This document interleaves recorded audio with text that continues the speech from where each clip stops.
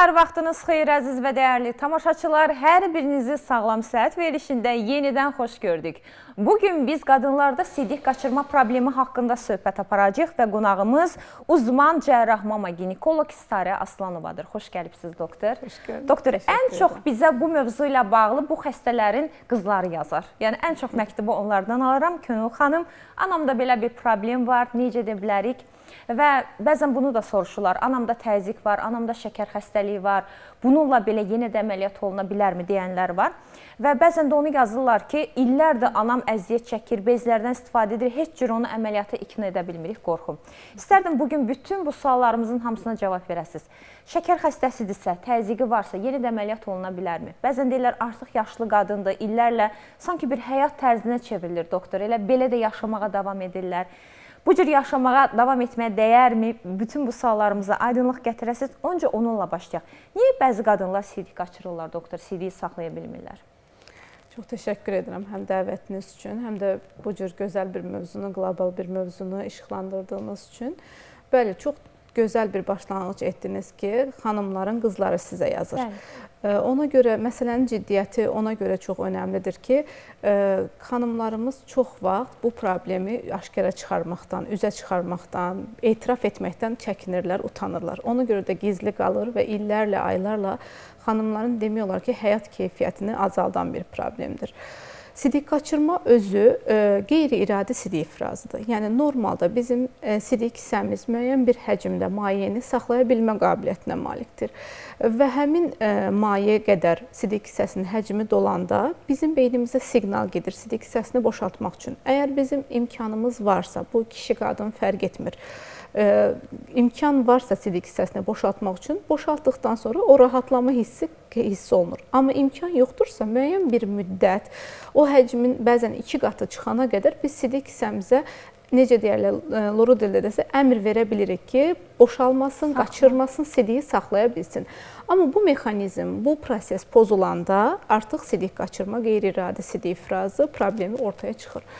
Bu necə çıxır? Birinci növbədə bizim işimiz daha çox qadınlar olduğu üçün ümumiyyətlə statistikada da xanımlarda kişilərə görə daha çox rast gəlinir. Təbii ki, kişilərdə də rast gəlinir, amma onunla uroloqlar daha çox məşğul olur deyə biz daha çox qadınları görürük, onlarla münasibət qururuq.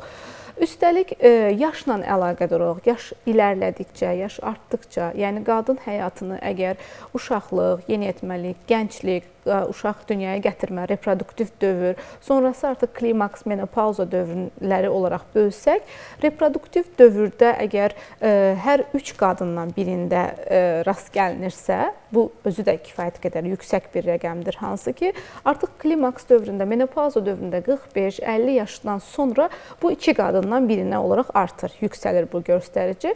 Yaşın özü, sonra kilo alma, yüksək kilolu obez deyirik, yəni kilolu qadınlarda, hansı ki, həmin xanımlarda yalnız sidik qaçırma deyil, cinsiyyət orqanlarının prolapsusu, yəni sallanma problemləri ilə yanaşı özünü göstərir və bəzi vurğuladığınız şəkərli diabet, arterial hipertenziya, bəzi sinir sistemi xəstəlikləri, həmin xəstəliklərdən sonra urogenital hansısa bir əməliyyat keçiribsə, həmin əməliyyatın ağırlaşması və yaxud da yanaşı çıxan, meydana çıxan, özünü biruzə verən sidik qaçırma kimi hallar biz şahidi oluruq, qarşımıza çıxır. Doktor, bəs nə sidik qaçırma sayılır? Məsələn, bizə yazırlar ki, anam hər asqıranda, yaxud hər öskürəndə, bəzən çox ucadan güləndə belə artıq biz fikirləşirik ki, yenə bir problem yaranacaqdır ki, adətən yaranır da. Və bəzən deyirlər ki, bir məclisə gedəndə bezlərdən istifadə edirlər. Çünki istənilən vaxt, nə vaxt güləcəyi, nə vaxt bu problem yaşayacağı bilmirik. Bir də düşünəndə ki, nə qədər kifayət qədər diskomfortlu bir həyatdır. Siz misal üçün ictimai bir yerdə də gülə bilərsiniz, asqıra bilərsiniz. İllərlə bu bezlə yaşayırlar doktor. İstərdim öncə buna aydınlıq gətirəsiniz. Nə sidik qaçırmadır? Yəni, hansı hal varsa siz ona sidik qaçırma deyə bilərsiniz. Bu dediyiniz nüansları biz diaqnoz qoyarkən istifadə edirik. Çünki ümumi tibbi terminologiyada sidik qaçırma 2 şəkildə özünü göstərir. 2 böyük qrupa bölünür. Bunun biri sıxışma tərzdə sidik qaçırma. Yəni, normal bayaq izah etdiyim kimi sidik hissəsi dolur. Biz doluluq hiss edirik. ayaq yoluna getməyə ehtiyacı olur və o hər prosesə qarşı hərəkət edir, amma gedib ayaq yoluna çata bilmir qadın. Yəni buna yetişə bilməmə, çata bilməmə, sığışma tərzi sidik qaçırma deyilir. Məsəl üçün evə gəlir, deyir ki, bizə belə izah edir. Biz bunu anamnezdə çox detaylı, ətraflı soruşmalıyıq. Deyir ki, doktor, elə qapının açarını açırdım ki, tualetə çatdırım özümü, amma yetişə bilmədim. Və yaxud da ayaq yoluna gedir, artıq hazırlaşır, ayaq yolunun qapısının içərisinə gedəndə artıq qaçırır. Bu bir cür sidik qaçırmadır. İkinci bir növü isə, böyük bir növü isə dediyiniz kimi asqıranda, öskürəndə, ağır güc qaldıranda, güləndə, əyilib qalxanda, qaçanda, idman eləyəndə, yəni bütün bunların təməlində nə durur? Qarındaxili təzyiqin artması. Qarın boşluğu bütün orqanlarımızı, daxili orqanlarımızı özündə saxlayır, bilirsiniz, mühafizə edir. Eləcə də çanaq boşluğu. Çanaq boşluğu ilə xaric arasında bir çanaq dibi var. Çanaq dibi əzələləri həmin əzələlərin boşalması nəticəsində, o əzələləri inervasiya edən sinir sistemində olan problemlər nəticəsində artıq o boşluq rəvac verir ki, qarın daxili təzyiq artanda sidik hissəsindən sidik kanalına doğru sidik yer dəyişsin və xaricə çıxsın. Bu da özünü sidik qaçırma olaraq göstərir. Və bir də üçüncü bir növü qarışıq tip sidik qaçırma var. Yəni inkontinans deyirlər tibbi dildə sidik qaçırmanı. Biz xəstələrimiz elə ictimaiyyətdə anlaşılsın deyə sidik qaçırma olaraq ifadə edirik. Bu qarışıq tipdə də artıq bizim bir həkim kimi borcumuz hansının daha üstün olmasını ayırd etməkdir. Çünki ikisinin mexanizmi də ayrıdır, müalicə üsulları da ayrıdır. Ona görə biz təyin etməliyik ki, hansı bunun həyat keyfiyyətini daha çox pozur, hansı daha çox ön plandadır ki, biz müalicə metodumuzu, müalicə planımızı ona uyğun quraq. Tək müalicə yolu cərrahiyyədirmi, doktor? Xeyr, təbii ki, ilk öncə xanımı çox detaylı, ətraflı anamnestik müayinədən keçirməliyik. Yəni, sidik qaçırmanın səbəbi ancaq nevrogen mənşəli, dediyim kimi, sinir sistemi pozğunluğu və yaxud da o çanaq dibi əzələlərinin boşalması, artıq funksiyasının azalması və yaxud da menopauzada estrogen miqdarının azalması ilə yanaşı dediyim bayaqki sidik saxlama mexanizmlərinin, o sfinkterlərin idarə edilməsinin pozulması deyil, yanaşı şəkərli diabet, arterial hipertenziya kimi xəstəliklər və yaxud da hansı bir nevrotik xəstəliklər, məsəl üçün Parkinson ola bilər, hansı bir onurğa beyni patologiyaları da ola bilər. Birinci bunu təyin etməliyik ki, bunun səbəbi nədir? İki növ olduğu kimi, dediyim kimi, yəni sidik qaçırma, həm sıxışma tərzi sidik qaçırma və yaxud da asqıranda, öskürəndə buna stres sidik qaçırma deyilir. Amma buradakı stres bizim emosional, psixoloji stres nəzərdə tutulmur. Yəni qarın daxili təzyiqi artan durumlarda sidik qaçırma həmin hansı növünü olduğunu aşkarlamalıyıq. Adətən sıxışma tərzi, sadəcə sıxışma tərzi sidik qaçırma varsa, biz bunu terapevtik, yəni dərman vasitələrlə müalicə edirik. Təbii ki, ona səbəb olan faktorları aradan qaldırdıqdan sonra, yəni çünki məsəl üçün bir şəkər, bu yaxınlarda elə poliklinikaya müraciət edən xəstələr arasında misal gətirim. Bir xanım var, şəkərli diabet xəstəliyi var, amma deyir ki, dərman istifadə edirəm, arada etmirəm. Yəni artıq bilirsən ki, bunun şəkər regulyasiyası nizamı yaxşı, düzgün getmir, şəkər nizamı. Adi qanda şəkərin miqdarı 2-3 qat yüksək. 3 aylıq şəkər təqibi var, hansı ki bizə göstərir ki, 3 aydır, keçən 3 ayda bu qadın şəkər regulyasiyası, şəkər nizamlı gedibmi, düzgün təqib edibmi, o necə deyərlər 3-4 qat yüksəklərdə biz bu qadına haki dərmanı verək. Əgər bu yanaşı bunu tetikləyən, buna səbəb olan faktorlardan biri bu şəkərli diabeti, bunu aradan qaldırmasaq, deyəlim ki, və yaxud da kiloludur, çox obezdir xəstə, 100 kilonun üstündədir, bu kilo verməsə, üstəlik həyat tərzi dəyişikliyi etməsə, bizim xanımlarımız, bizim xüsusilə coğrafiyada çox təəssüflər olsun ki, bu çaya meyilli çox yüksəkdir. Yəni, məsəl üçün, başqa qonşu ölkələrdə bu kofe də buna səbəb olur və yaxud da qadınların siqaret çəkməyi də buna buna bir təsir edici faktorlardan biridirsə, bizdə də çaya meyilli. Şərqində çay mədəniyyəti Çayın, var. bəli, bu özü bir çay mədəniyyət dəzgahı. olsa da bəzən ifrat şəkildə çaya meyilli olduğu üçün çay özü sidik qovucu bir maddədir. Yəni çayın tərkibində Hətta çaya nə qədər sidik mahnılar qovucu. yazılıb. Mən inanmıram başqa bir hansı xalqda çay bu qədər əziz ola. Bəli, çaya bu qədər çox meyilli olmaq, günün hər saat, hər dəqiqəsi, mən soruşuram neçə stəkan gün ərzində su içirsən, heç 1-2 olmaz, amma içirəm doktor, çay içirəm deyir. Məsələn, çay su sayılmır. Yəni saf su qədər faydalı və məsum deyil, necə deyirlər. Bu çaya meyilli, bu həyat tərzini dəyişməsək biz, yəni ha ki nə qədər dərman da versək, sidik qaçırma yenə də davam edəcək. Və yaxud da ən çox məsəl üçün nəyə görə Azərbaycanda daha çox rast gəlirik? Azərbaycan xanımları kişi tipli iş görməyi xoşlayırlar. Necə deyirlər? Özlərinə eyib bilmirlər onu. Halbuki bəzi işlər var ki, həqiqətən kişilərə aiddir. Məsələn, adi ev təmizliyində belə, məsələn, ağır bir ev əşyasını qaldırmaq xanımın işi deyil. Amma bütün bunları qaldıraraq biz çanaq tibi əzəllərimizi boşaldırıq. Yəni o əzəlləri relaksasiya etdirir. O əzəllərin gərgin vəziyyətdə, o sidik kanalının ətrafındakı sfinkter, hansı ki onlar da əzələdir və iradəmizə tabe olan əzələdir. Doktor, bu ağır yük götürməyə də aiddir. Bəli, istər ağır yük götürmə, bəli, onların onu demək istəyirəm ki, yəni bu həyat tərzi dəyişikliyini etməsək, biz aylarla, illərlə dərman da versək, əməliyyat da etsək, o xəstə yenə qayıdıb bizə o şikayətinə gələcək ki, doktor, müalicə etdiniz və faydası olmadı və effekt görmədim. Yəni başda birinci həyat tərzi dəyişikliyindən başlamalıyıq. Bu sıxışma tərzi sidik qaçırma üçün deyirəm ki, yəni dərman müalicəsindən öncə birinci həyat tərzi dəyişikliyindən. Sonra ikinci bir nüans fiziki hərəkətlərdir. Yəni fizioterapiyada xüsusi çanaq tibi reabilitasiyası deyə bir böyük bir bölmə var. Bizim ölkəmizdə bu yeni rəvacdadır. Yeni, bəli. Xüsusi idman hərəkətləri. Mən bəzən hətta bunu xanımlara deyəndə gülürlər. Deyirlər ki, doktor, idman eləyəcək indi. Tam tərsi, mən idman eləyəndə sidik qaçırıram. Deyirəm ki, yəni bunun mexanizmi ayrıdır. Sizə elə bir idmanlar verəcək o fizioterapevt həkim ki, bizim bərabər çalışdığımız fizioterapevt həkimlərimiz var. Çox gözəl. Hansı ki, biz artıq bir-birimizi anlayırıq. Mən hansı xəstəni ona yönləndirirəm.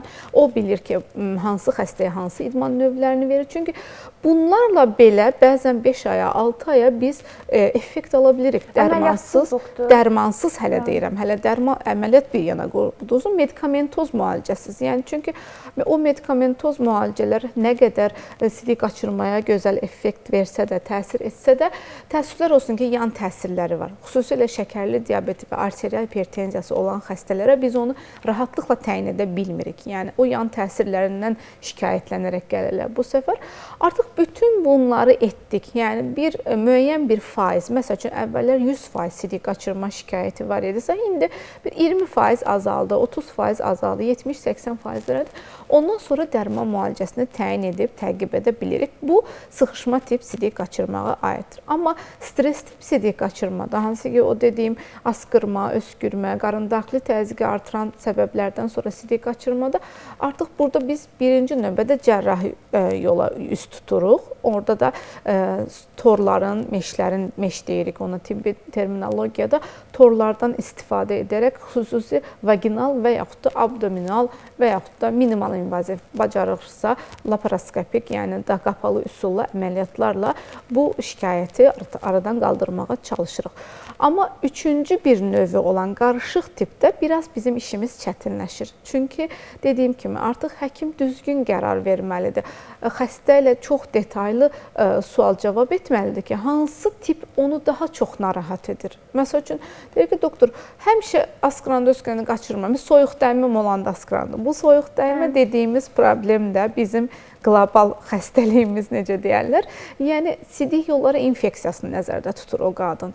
Təbii ki, burada artıq səbəb-nəticə əlaqəsi özünü göstərir. Çünki qadın durmadan sidik qaçıranda istər bezlərdən islah qalır. Həmin nahiyə, vaginal nahiyə islah qalır və infeksiyaya münbit bir mühit əmələ gəlir. bu sidik yolları infeksiyasını qıcıqlandırır, necə deyirlər? Sidik yolları infeksiyası özü də sidik qaçırmaya səbəb olur. Yəni biz o infeksiyon mühit varmı, yoxmu, sidiyin ümumi analizi olsun və ya da sidiyin əkilməsi olsun, bakterioloji müayinəsi olsun, onları təyin etdikdən sonra, onları aradan qaldırdıqdan sonra da bu qadının stres tip sidik qaçırması olurmu, olmurmu və yaxud da o qarışıq növdə dediyim hansı növünü biraz həyat tərzi dəyişikliyi aradan qaldıra bilərik ki, ən sonda cərrahi müalicə metoduna üst tutaq. Onu çox düzgün təyin etməliyik. Bu zaman biz çox çətinlik çəkirik. Çünki xəstəyə hər nə qədər xanımlara izah etsək ki, bax mən səni əməliyyat edirəm, amma %100 sağalma olmayacaq. Yəni o digər növ sidik qaçırma komponenti ki qalır, sidiyə tualetə çatdıra bilməmək problemi ki qalır, onda artıq mən sənə dərman müalicəsi təyin edə bilərəm. Və yaxud da cərrahi müalicənin özü də həmən ertəsi gün %100 effekt verən bir metodlar deyil. Yəni o özü də müəyyən bir vaxt, ən az 2 ay vaxt keçməlidir ki, o qoyduğumuz tikişlərin fibrozlaşma, yəni çapıqlaşma mərhələsini atlataq ki, artıq biz %100 effekt ala bilək xəstələrdə. Ömürlük amma xəstə bu problemdən xilas olur, doktor, əməliyyatla? Bəli, bu problem müalicəsi olan bir problemdir. Hətta bəzən xanımların belə dediyini eşidirik ki, məsəl üçün yatırlar, əməliyyat edirik, əməliyyat günün ertəsi gün evə göndəririk və çox qısa bir əməliyyatdır. Yəni o düşündüyünüz kimi saatlarla çəkən bir əməliyyatdır. Hazırlanması, xəstənin əməliyyatxanaya verilməsi, çıxması maksimum 1 saat çəkən, maksimum deyirəm, yəni çəkən bir əməliyyatdır. Ertəsi gündə xəstə normal şəkildə evə gedir. Çox xəstələrimizin çoxu elə ertəsi gün artıq soruşuruq ki, burada olduğu müddətcə heç oldu mu öskürəsən, amma qaçırmayasan və çox məmnun qalırlar, yəni xəstə əməliyyatın effektindən. O deyirlər ki, belə ifadə edirlər, mənim çox xoşuma gəlir, doktor, mən buna görə illərlə heç əziyyət çəkməyimə dəymirmiş. Yəni həqiqətən bəzən illərlə ya utanırlar, ya işte dediyim kimi tibbi icbari sığortanın verdiyi imkanlardan istifadə edə bilmirlər deyə gedə bilmirlər maddi olaraq, ya da getmək istəmirlər, utanırlar sanki bu problem üzə çıxar, ortaya çıxar. Halbuki 1 saatlıq əməliyyat və 1 günlük xəstəxanada yatış müddəti ilə o əziyyəti çəkməyə dəyməz. Bir də doktor, bəzən belə suallar verən də olur ki, məsələn, anamda şəkər xəstəliyi var, əməliyyatdan niyə qorxuruq? Deyirlər, əməliyyatdan sonra şəkər xəstələrin yaraları ya gec bitişir, ya bitişmir. Buna da istəyərdim aydınlıq gətirəsiniz. Bəli, xüsusi bir yanaşma tələb olunurmu şəkər xəstələrinə? Bəli, xəstələrinə? əlbəttə. Çünki biz hər gələn xəstəni, məsəl üçün, əməliyyat qərarı versək belə həmən əməliyyatı almırıq onsuz da. Müəyyən bir əməliyyat önü hazırlıqdan keçir o xəstə. İstər qan analizi, laborator müayinələr, istər instrumental müayinələr. İlk öncə cərrahdan öncə xəstəni anestezioloq, ona narkoz verən, necə deyərlər, lordilsə, onu anesteziya verən həkim görməlidir. Əgər anesteziya verən həkim onda yanaşı xəstəliklər görürsə, xüsusi profilli həkimlərə göndərilir, ixtisaslı həkimlərə göndərilir. Məsəl üçün, ürək problemi varsa kardioloqa göndərir və yaxud da şəkərli diabeti varsa endokrinoloqa göndərir. Əgər endokrinoloq icazə verərsə, yəni onun rəyini alırıq, o əməliyyatın risk skorlaması var. Məsəl üçün, aşağı riskli əməliyyat ola bilər, yüksək riskli əməliyyat ola bilər. Əgər endokrinoloq, kardioloq və ya başqa bir yanaşı xəstəliyi var, əgər onun xüsusi mütəxəssisi icazə verirsə, anestezioloq da rəy verirsə ki, mən bu xəstəyə anesteziya verərəm və sənin filan qədər, filan müddət əməliyyatını bu xəstənin orqanizmi qaldırar, yəni tolerə edə bilərsə, biz onda cərrah olaraq əməliyyatı etməyə icazə veririk. Ki, qaldı ki, dediyim kimi, şəkər regulyasiyası 3 aylıq şəkər regulyasiyası xüsusilə çox yüksəkdirsə, son 3 ayda bu qadın nə dərmanını düzgün istifadə edib, bəlkə insülin ehtiyacı var, heç insülinə keçilməyib, etmirsə, onda biz əməliyyatımızı gecikdiririk. Çünki onsuz da qadın illərdir bundan əziyyət çəkir. 1 həftə, 2 həftə, 1 ay, 3 ay bu əməliyyat gecikdirmədə heç bir zərər görmərik. Nəinki o vəziyyətdə düzgün olmayan əməliyyat önü hazırlıqla biz əməliyyat edək və başqa fəsadlarla məşğul olaq. Nəinki sidik qaçırma ondan daha yüngül bir fəsad olaraq qalır həmin vaxtda. Amma əgər onların hamısından keçərsə, anesteziyadan da keçərsə, qalır sadəcə yara yaxşı tezləşməsi, yara sağalması üçün biz çox da narahat olmuruq. Çünki çox böyük bir yaramız olmur. Burada kiçik 3 sm-lik, 2 sm-lik bir dəlikdən, bir yara nahiyəsindən vaginal aparılan bir əməliyyatlardan söhbət gedir. Abdominal laparoskopik yenə eyni qədər 1-2 sm-lik dəliklərdən biz bu problemi həll edə bilirik və onun sağalması da çox tez olur. Bizdə əlavə əməliyyat sonrasında biri var. Əməliyyat önü hazırlıq, əməliyyat sonrası təqib. Əməliyyat sonrasında əlimizdən gələn bütün vasitələri istifadə edirik ki, yara sağalması tez və fəsadsız baş versin. Doktor, meş deyilən bir vasitədən istifadə edirik dediniz. Bəzən tor kimi də bilirlər. Bəli, torlar, Azərbaycan dilində bəli. Setka. Doktor, hansı materialdandır? Ola bilərmi ki, allergiyası olan adamların bədəni götürməsin onu? Adətən onlar hipoallergik, Dünya Beynəlxalq Səhiyyə Təşkilatının təyin etdiyi, təsdiq etdiyi hipoallergik materiallardan, sintetik materiallardan hazırlanır. İndiyəcən çox az görmüşəm ki, meşə, tora qarşı, demək olar görməmişəm, tora qarşı allergiyası olan qadın olsun, geri dönsün bu şikayətlə. Amma torlar haqqında da belə bir haşiyə çıxmaq istəyirəm ki, qadınlar birinci bəzən qapıdan girirlər, müayinə günlərində şahid oluruq. Məsəl üçün gəlirlər, deyir ki, doktor, mənə deyiblər ki, sidik qaçırmam var, setka qoyulmalıdır. Biz o xanımlara izah edirik təbii ki, yəni hər nə qədər bəzən çətinliklə də qarşılaşsaq, izah edirik ki, icazə verin, öncə biz, əgər bizə müraciət etmisinizsə və mənə, yəni şəxsi olaraq mənə müraciət etmisənsə, icazə ver, mən təyin edim ki, səndə hansı növ sidik qaçırmadır və sənə həmin əməliyyatı göstəriş bilirəm, yoxsa yox. Artıq dünya uroginekologiyada da bu xüsusi bir elm sahəsi var, böyük bir sahədir bu. Uroginekologiyasında torlardan uzaqlaşma tendensiyası var. Çünki çox illər sonrasında biz bəzən əməliyyat edirik, amma 3 il sonra, 5 il sonra, 10 il sonra nə olacaq bu qadını bilmirik. Yəni illər sonra bu torların fəsadları necə olacaq? O tor çünki əmilmir, orada qarışmır toxumalara. Olduğu kimi oradakı anatomik o qüsuru aradan qaldırmağa, anatomiyanı necə deyirlər, təqlid etməyə çalışırıq biz. Çünki oradakı bağ normal bir bağ var, sidik kanalın altında. Bərp etmək deyil də, təqlid etmək çox gözəl ifadədir. Bunun çünki yəni onsuz da o sidik kanalının altında o müəyyən bir liqament dediyimiz o bağ var. Biz onu toru da o şəkildə qoyaraq biz onu təqlid edirik ki, o sidik kanalını həmişə necə deyirlər tonusda saxlasın və qadın sidik qaçırmasın. Çünki amma o toxumalara qarışmır və illər sonra eroziya dediyimiz bir proses baş verə bilər. Məsələn, mən görmüşəm ki, təcrübəmdə 5 il bundan qabaq tor qoyulan qadında artıq gəlir ki, əlimə bir şey dəyir, yad bir cisim dəyir. Baxıram ki, tor olduğu kimi çıxıb oradan, yara yerindən, onu kəsirik, götürürük. Düzdür, effektiv olur. Yəni, qadın sidik qaçırmır. Çünki oradakı toxumalar artıq sklerozlaşıb, çapıqlaşıb, amma torların belə fəsadları var. İndi artıq yeni əməliyyat üsulları da çıxıb. Biz də öz şəxsi təcrübəmizdə, klinikamızda istifadə edirik torsuz sidik qaçırma əməliyyatlarından. Amma təbii ki, bunlar biraz illər alacaq ki, yerini həmin əməliyyatlara versin və həmin o yeni əməliyyatların da faydasını biz əmin olaq ki, həqiqətən də illər sonra uzun il vədədə, yəni uzun müddətli faydası var.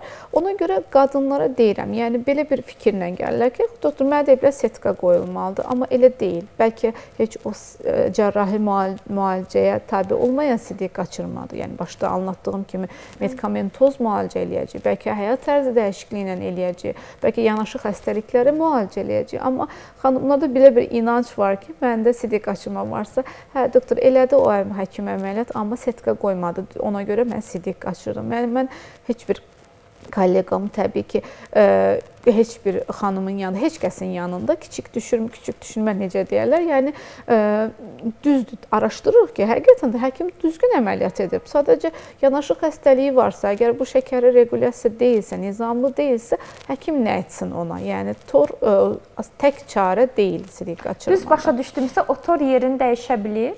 Yer dəyişə bilir, bəzən elə fəsadda ola bilir, çıxa bilir, eroziyaya uğraya bilir, yad cisim reaksiyasına səbəb ola bilər. Yad cisim deyirəm, amma allergiya deyil. Yad cisim kimi, yəni istər sonrakı həyatında, cinsi həyatında da o xanımlara mane ola bilir. Amma bu deməkdir ki, biz bunun fəsadları var deyə istifadə etmək, düzgün istifadə ediriksə, əməliyyatın texnikasını düzgün ediriksə, bu fəsadların rastlanma faizi təbii ki, azalır. Doktor, dərman müalicəsi ilə də ömürlük nəticə əldə etmək mümkündürmü? Bəli, dərman müalicəsi ilə də biz veririk və müəyyən bir müddətdən sonra dərmanı kəsməyə başlayırıq. Çünki dərmanın əsas prinsipi nədir? O pozulmuş sinir, necə deyim, inervasiyasını, pozulmuş sinir idarə etməsini, sidik ifrazının sinir tərəfini, yəni məsəl üçün digər sidik qaçırma növündə əzələlər daha çox iş görürsə, əzələlər daha çox ön plandadırsa, burada artıq sinirlər ön plandadır. Onu bərpa etsin və müəyyən bir müddətdən sonra yavaş-yavaş, yəni təbəqəli olaraq, mərhələli olaraq azaldırıq dərman istifadəsini. Təbii ki, təqib edirik. Bəzən plasebo dərman istifadəsi belə olur bizim təcrübəmizdə. Məsəl üçün, mən görürəm ki, bu xanım sağalıb tam, amma dərmandan asılı vəziyyətdə qalıb. Yəni, o elə bilir ki, düşüncə olaraq, psixoloji olaraq elə bilir ki, dərmanı istifadə etməsə sidik qaçırar. Ona görə sidik qaçırma daha çox bunu narahat edir. Ona görə başlayırıq heç bir effekt, yan təsiri olmayan. Məsələn, vitamin tərkibli bir dərmanı və təbii ki, bunu hər xanıma etmək olmaz. Bizim xanımlarımız çox bilinçlidir. Dərman inotasiyalarına da çox gözəl oxuyurlar, çox gözəl bilir. Vitamin tərkibli, məsəl üçün, hansısa bir həmin təsiri olmayan, yan təsiri olmayan boş dərman deyirik. Buna plasebo dərman veririk. Bir ayda o şəkildə təqib edirik. Sonra kəsəndə artıq deyirik ki, xəstəyə, bax, mən sənə bir aydır heç o dərmanı vermirəm, amma səndə sidik qaçırma yoxdur, şikayətin yoxdur. Ondan sonra artıq inanırlar ki, hə, bu dərmansız da bunlar yaşaya bilərlər. Onu təbii ki, uzun müddətli istifadə etmirlər dərmanı da, amma müəyyən müddət çəkir. Məsələn, 3 ay, 6 ay, bəzən 1 ilə qədər dərman istifadəsi verdiyimiz xəstələrimiz olur. Bir də doktor, bir izləyicimiz yazmışdı ki, eyni vaxtda 2 əməliyyat mümkündürmü? Yəni, mən əməliyyatdan qorxuram, bir dəfəlik əgər onların dili ilə desək də, narkoz almışkən bir dəfəlik olarmı ki, misal üçün, həm vaginoplastik əməliyyatı olsun, həm sidik qaçırma olsun, eyni vaxtda 2 yaxud 3 əməliyyat etmək mümkündürmü, doktor? Bəli, belə açıqlayım ki, onu da. Adətən sidik qaçırma olan xanımlarda elə çanaq dibi əzələlərinin boşluğuna bağlı olaraq çanaq orqanlarının, yəni xarici cinsiyyət orqanı ola bilər, daxili cinsiyyət ola bilər, uşaqlıq yolu ola bilər, sidik hissəsi ola bilər, arxadan düz bağırsak olur, sallanma, prolapsus problemi olur. Yəni adətən yanaşı görürük. Bəzən də xanımlar həmin o sallanma problemi olur deyə sidiyə gedə bilmirlər, yəni ifraz eləyə bilmirlər. Biz o problemi aradan qaldırandan sonra sidik qaçırma problemi olur. Yəni bu da yenə həkimin səriştəsizliyindən deyil. Bunu kitablar da yazır ki, bu əməliyyatdan sonra bu fəsadlar ola bilər, bu yeni əlamətlər ola bilər, yeni bir simptom kimi özünü göstərə bilərlər. Dünya praktikasında bu prolapsus, yəni sallanma və inkontinans, yəni sidik qaçırma əməliyyatlarını bir arada etmək çox məsləhət görülmür. Dünya praktikasında belə. Çünki kəsikləri eyni yerdən olduğu üçün öz şəxsi təcrübəmdən də deyirəm ki, toru qoyarkən, toru yerləşdirərkən yanaşı, mən vaginoplastika işlətmirəm gördüyünüz kimi, yəni diqqət etdinizsə, elə bir əməliyyat növündə xüsusilə dövlət xəstəxanasında çalışan həkimlər çox yaxşı bilirlər ki, məsləhət görmürük ümumiyyətlə. İndi çox rəvacdadır. Təəssüf olsun ki, bir gündə buna bəli, buna bir efir vaxtı lazımdır ki, bu əməliyyatlar hansı xəstə etmək olar, hansı xəstə etmək olmaz, niyə etməyək? Bütün ginekologiya, ginekoloq, amma ginekoloqa indi hal-hazırda o düşüncədədir ki, niyə etməyək və xəstələrə necə izah edək ki, hansı xəstəyə edək, hansı xəstəyə edək. Mən deyirəm kalporafiya. Demək ki, seçilməlidir, doktor. Yəni, ucudan tutma hər kəs seçmək olmazmı? Yox, bəli, seçilməlidir. Xəstə əməliyyatın göstərişini həkim qoymalıdır. Xəstə o istəklə gələ bilər. Amma xəstəyə izah etməlisən ki, sənin bu yaşın var, bu problemin var, bu problem bu cür aradan qaldıracağıq. Bunu aradan qaldırdıqdan sonra filan problemini də düzələcək, yəni yanaşı bir effekti olacaq. Bəzən elə kalporafiya dediyimiz o sidik sallanma əməliyyatının özündən belə xəstələr sidik qaçırmadan effekt görə bilirlər. Yəni sidik qaçırma üçün effekt görə bilər. Çünki eyni kəsikdədir. Yəni deməm o ki, eyni kəsikdə olduğu üçün, eyni cərrahi plan olduğu üçün bəzən toru yerləşdirərkən çox əziyyət çəkirik. Tor yer dəyişir, düzgün oturta bilmirik və yaxud da tikişlər çox dar olur. Bu səfər xəstədə sidiyə gedə bilmir. bilməmə problemi olur. Amma təəssüflər olsun ki, bizim xanımlar yəni çox çətin razı sala bilirik ki, iki əməliyyatı bir yerdə etməyə. Anlayıram, yəni tələb çoxdur, çox sırada uzun müddət əməliyyat önü hazırlıqlara çox uzun müddət sərf edirlər. Bir dəfəlik girmişkən bütün problemlər qorxusu dediklər. Çünki bunlar hamısı spinal anesteziya dediyimiz regional anesteziyadır. Ümumi anesteziya belə istifadə etmirik biz bu əməliyyatlarda. Xəstə ilə danışırıq, özümüz onunla ünsiyyət qururuq, xəstə eşidir, görür, hər şeyi görür. Spinal anesteziyanın, regional anesteziyanın da yan təsirləri daha az olduğu üçün, yəni xəstələri anlatmaq lazımdır. Başa salmalıyıq ki, iki əməliyyatı bir yerdə etmək məqsədə uyğun deyil. Yəni, doktor, bu sualı mütləq verməliyəm. Elə bu sualla da söhbətimizi bitirək. Son illərin trend əməliyyatlarından biridir vaginoplastik əməliyyatı. Hətta bugün ümumi cərrah, proktoloqlar da vaginoplastik əməliyyatını icra edirlər. Yəni, bir çox səhifələrdə də qarşımıza çıxır. Bu qədər trenddir, bu qədər tələb var sanki, belə görünür, yəni bu paylaşımlardan belə görürük. Demək ki, hər xəstəyə tətbiq olunmur, deyilmi? Bəli, hər xəstəyə tətbiq olunmamalıdır. Niyəsini deyə bilərsiniz? Misal üçün, hansı qadınlara vaginoplastik olmaz? Ona görə ki, təəssüflər olsun ki, xanımların elə bir istəyi var. Bu saat çox rəvacdadır, çox yüksəlişdədir bu istək. Amma xanımlara onu detay, bu işin için o qədər geniş bir mövzudur ki, bunu danışsam saatlarla oturmalıyıq Könül xanım. Yəni, xanıma anlatmalıyıq ki, yaş ötdükcə bizim orqanlarımızda estrogenin miqdarı, qanımızda estrogenin miqdarı azalır. Yəni, çünki menopauzaya doğru, yaşlanma dövrünə doğru. Estrogen bir yapışdırma, yəni kley funksiyasını görür. Orqanlarımızı çox həmişə turqorda saxlayır, tonusda saxlayır. Vagina da bir orqandır, vagina da bir genital orqandır və estrogenin miqdarı artdıqca vaginal quruluq artacaq. Onsuz da vagina özü atrofiyaya uğrayacaq, darlaşacaq, daralacaq. Biz yaşlı qadınlar çox əziyyətlə vaginal müayinə edirik, güzgü müayinəsini çox çətin edirik. Və biz bunu, məsəl üçün, 30 yaşında, 40 yaşında qadın gəlir, bunun təbii ki, haqlıdırlar. Dediyim kimi, çox geniş mövzudur. Necə doğum edib, vaginal doğumu necə idarə olunub, düzgün vaginal doğum özü belə sidik qaçırmaya, yəni düzgün olmayan vaginal doğum özü belə, düzgün olmayan kəsik, epizotomiya deyirik, o vaginal hissədə kəsik atırıq ki, uşağın başı rahat çıxsın. Düzgün olmayan o kəsiyin özü belə və yaxud da kəsik etdikdən sonra düzgün olmayan bərpa özü belə sidik qaçırmaya səbəb ola bilir. Hər gələn qadına, hər istəyənə vaginoplastika deyilən bir əməliyyatı icra etmək düzgün deyil. Vaginal estetik əməliyyatlar biz də edirik. Biz də xanımlarımızı daha konforlu, daha özündən razı, daha özgüvənli olmasını istəyirik. Amma hər qadına bunu etmək, göstəriş oldu, olmadı bunu etmək ilərdə, önümüzdəki illərdə çox böyük fəsadlar verəcək bizə. Önümüzdəki illər haqqında heç kəs indiyə qədər danışmayıb. İlk dəfə sizdən eşitdim. Demək ki, əgər doğru başa düşdümsə doktor, yanlış başa düşdümsə korrekt edərsiniz.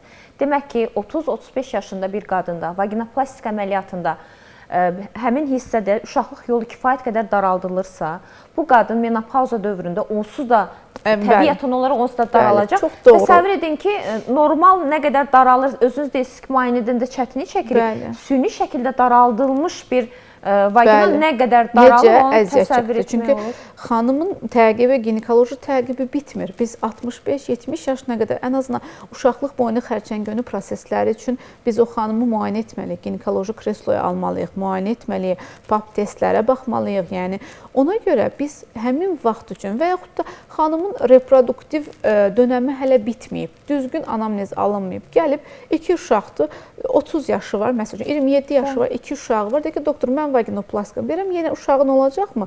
Deyir, yox, istəmirəm. Amma istəməmək deyil. İstəmirsənsə, qalıcı bir kontrasepsiya üsulunu mən sənə təklif edəndə razı olmalısan. Məsəl üçün, boruların bağlanmasına razı olmalısan 30 yaşında, yoldaşın da razı olmalı. Çünki həyatı bilmək olmaz. Biz sadəcə bugün üçün yaşamırıq biz həkimlər.